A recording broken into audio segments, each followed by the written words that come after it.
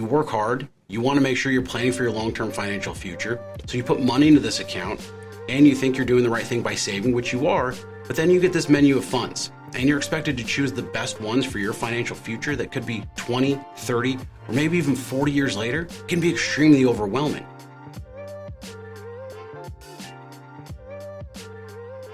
According to Fidelity, the average 401k balance was $103,900, which is a little concerning considering that a recent study shows that adults in America believe they're going to need $1.25 million to retire comfortably.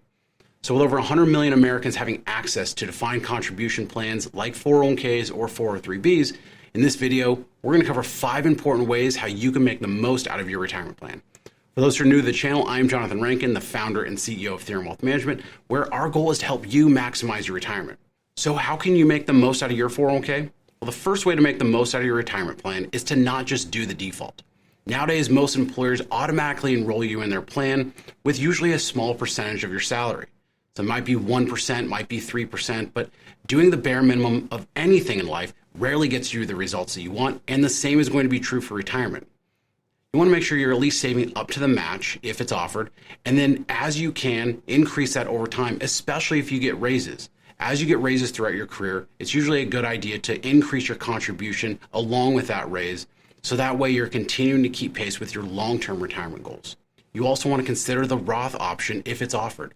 A lot of 401ks nowadays have a Roth 401k version, and depending on your tax rate today and your tax rate in retirement, it might make sense to divert some of your money into that Roth option.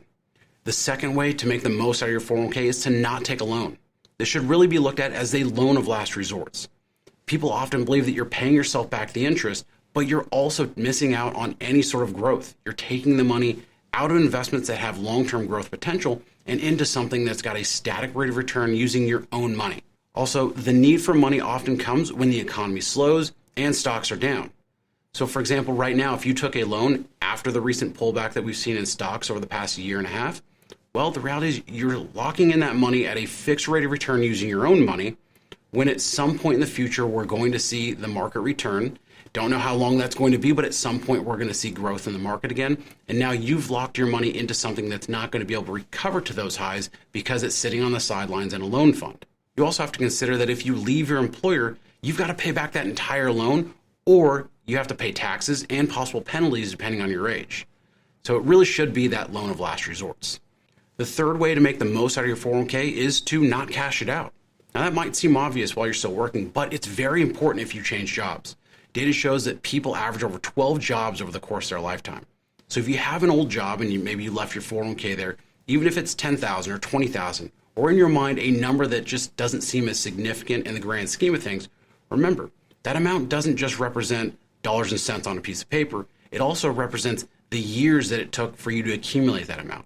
So if it took you 2, 3, or 4 years to accumulate $10,000 or $20,000 and you want to cash that out at one time, that's 4 years that you lost in the overall planning of your long-term retirement.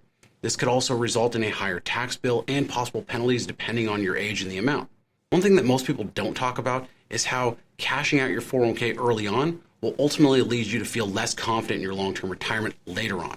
I've seen this happen hundreds of times in my career where talking to someone within 5 to 10 years of retirement, and they can think back to a time where they changed jobs after a few years, and instead of rolling that money into an IRA or a 401k, they decided to cash that fund out, and they ultimately always felt like they were playing catch up with their retirement plan as opposed to being ahead of where they should be. Now, the fourth way that you can make the most out of your 401k is to not trade it.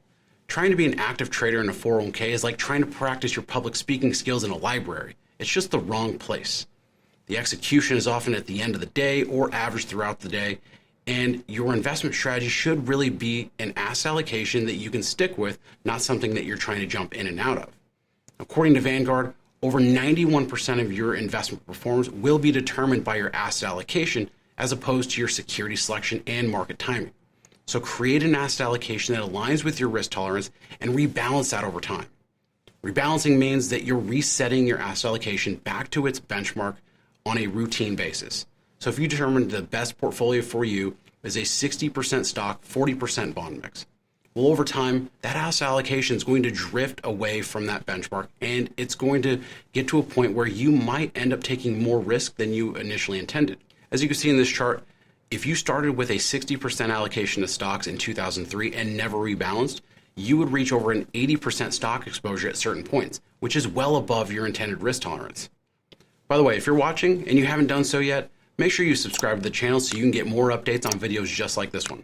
Now, the fifth and final way to get the most out of your 401k is to get professional help. If you feel uncomfortable about doing it on your own, then it's a good idea to ask for help as early as you can, because now you're setting yourself up for long-term success.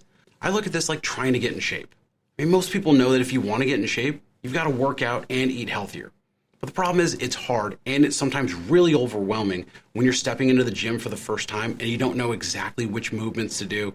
And then you go to the grocery store attempting to eat healthy, and you're trying to figure out what you should buy and what meals you should make so you can reach your long-term fitness goals. It's a lot easier when you work with a trainer, someone there to help you design the workout plan and help you design and build the meal plan so that all you have to focus on is the hard work it takes to stay consistent. It's the same thing with 401k investing.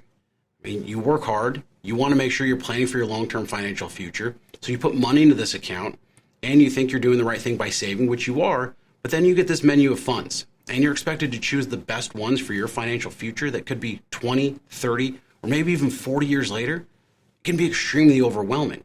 And then you realize that the plan administrator or the plan provider is there just to administer the plan. They aren't there to help you choose investments or determine how much money you should save or whether or not you should invest in the Roth or the traditional account.